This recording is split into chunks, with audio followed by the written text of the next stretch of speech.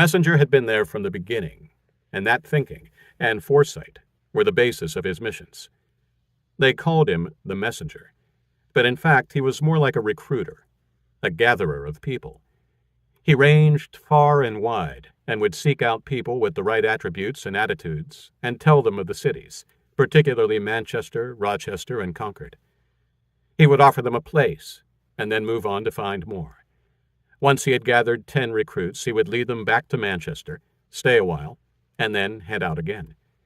He had done that for many years. Of course, some refused, but most to whom he made the offer accepted it, inspired by his stories of hope and promise. In the cities, there was running water, electricity, law and order, rudimentary medical care, work, and a combined standing army of 3,000.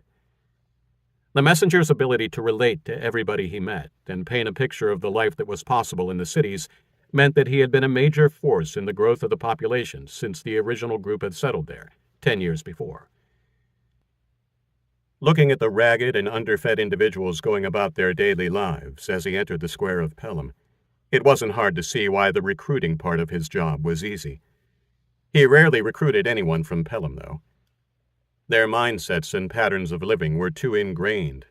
Lawlessness was rife here, even with the presence of local law. It wasn't hard to keep up with the cannibals when they entered the town.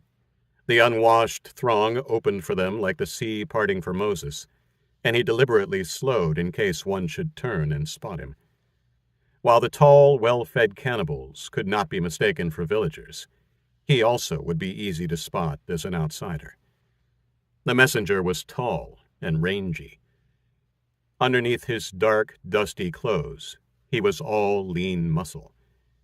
His straggly red hair was pulled back from his face in a topknot, and even dirty was a few shades lighter than the deeper red, almost brown, of his beard. The cannibals surprised him a little. They didn't cause any trouble, and seemed focused on perusing the stalls of goods in the main square. Every now and then he would see them flick a coin and deposit purchased items into a sack one of them carried. After a few minutes he spotted 2 men, big for villagers, and dressed in what looked to the messenger's eyes to be old state trooper uniforms. Both men carried small clubs. They were marshals, what passed for law in Pelham. They were following the cannibals discreetly, but even from across the square, he could see the apprehension on their faces, and as he was watching, the bigger one cuffed his partner over the ear. Apparently he needed some encouragement to keep up.